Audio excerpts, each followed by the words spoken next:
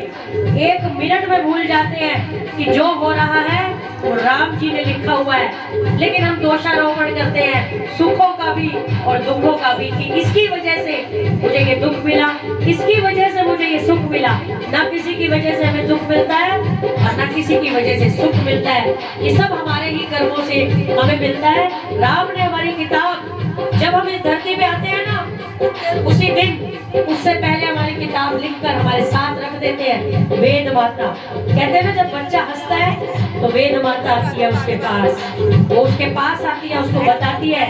कभी कभी वो बीच में रोता है, कुछ जीवन के दुख बताती है तो वो रोने लग जाता है, लेकिन थोड़े थोड़ी अच्छी चीजें बताती है तो वो हंसने लग जाता है। वेद माता उसके कान में सब कुछ बता जाती है, लेकिन हम अज्ञानी जीव हम समझते हैं कि नहीं, सब कुछ हमारे हाथ में है, हम सिर्फ कर्म कर सकते हैं। जो पीछे का लिखा हुआ है उसे कोई नहीं, वो हमें भोगना पड़ेगा।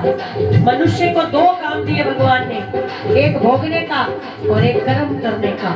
कर्म भी कर सकते हो, ये विवेक भी दिया है। ऐसा नहीं कि जो किताब में लिख दिया तो उसके हिसाब से ही चलते जाओगे। अच्छे और बुरे कर्म करने की शक्ति और सोच आपके पास है। जब हम कोई गलत कार्य करते हैं, तो ये कभी इंसान ऐसा है जिसके मन के अंदर से